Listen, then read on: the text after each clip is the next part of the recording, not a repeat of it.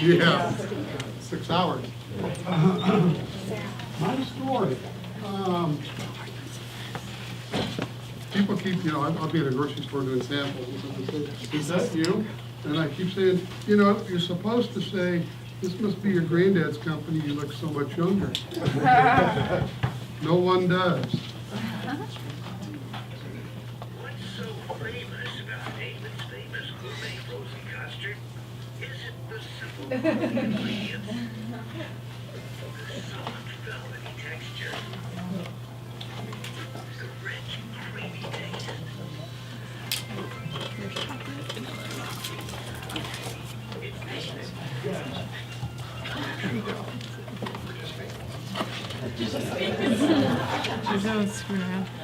That's before we came up with put a geyser in your freezer. So, here's some magnets, pass them around. When we run out, I'll get some more. I got plenty. Put a geyser on your freezer, put a geyser in your freezer. Anybody in here has never heard of David's Famous before, raise your hand. If you've never heard of David's Famous before, raise your hand high. Oh my God. If you've never tasted David's Famous before, even though you've heard of it, raise your hand.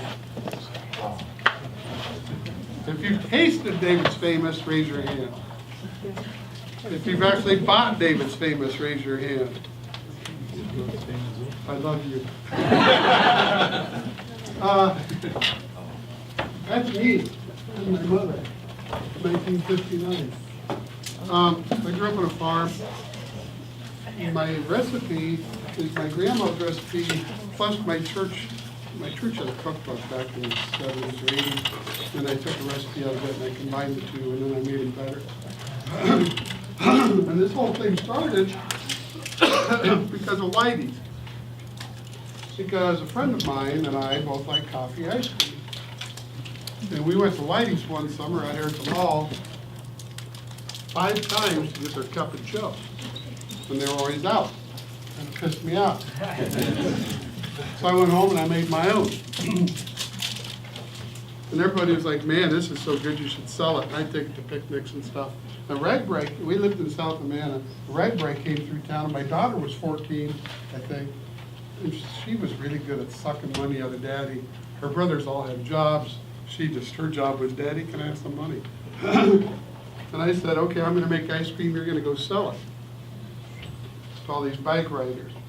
And so she did, and she made like $500 or $600 in 3 hours. But what killed me was one guy from back east somewhere said, this isn't just the best ice cream I've ever had. He said, this is the best cup of coffee I've had all week. It's hard to get good coffee on rag. It is. So there's, keep you busy for a week in July. So everybody says I need to do this, and so I finally decided I would do it, and it was one of those deals, I'll get around to it eventually. I have 4 kids. My second one was stationed at Hunter Air Base in Savannah, Georgia, and he loved Georgia. And we talked about it and decided when he got out of the Army, he would open a shop downtown in Savannah, and he would call on grocery stores in the Southeast. But he wasn't going to be out of the Army for a while, so there's no way to get this done. Well, he was living in Alaska 2.5 years ago when he died. So that's when I decided I had to get this done. And I have made some progress on it. I talked to a co-packer up in Wisconsin, and they're like, yeah, we can make the stuff for you. And they started doing some design work and stuff. And laid a little bit of preliminary work with like Hy-Vee, my local Hy-Vee. But after he died, I started to put the thing into gear and started moving.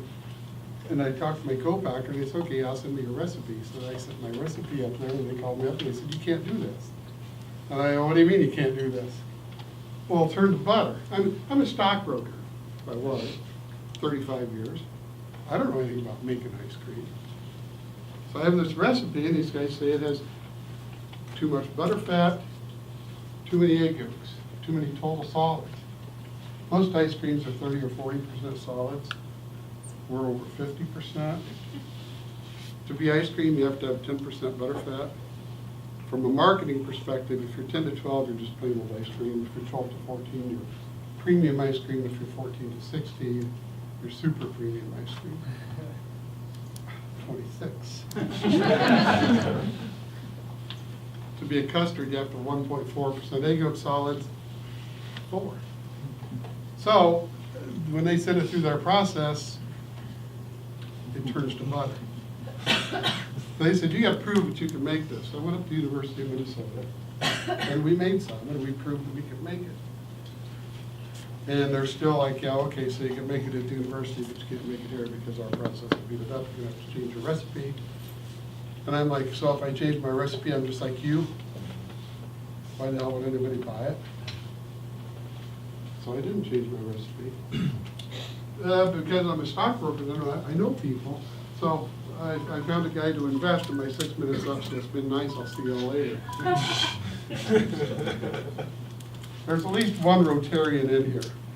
Okay, and when you join at least the Rotary group we're in, you have to ride the goat, and that means you have to tell your story. And they tell you have 3 minutes to do it. So you think to yourself that you have to use up all 3 minutes. And if I ever did it again, I'd stand up and say, hi, I'm David. If you have questions, come find me. All right, with that, we'll open it up for questions. So the other 30 seconds is,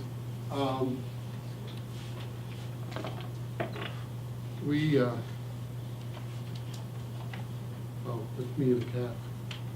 Where'd it go? My kids, people, full ice cream. Ta-da! So the end of the story is, so far I owe this guy $1.5 million, and I built a plant and tipped it, and now we're making ice cream. And so I'll add the rest of it into your questions, even though it doesn't pertain to your question. All right. Who's first?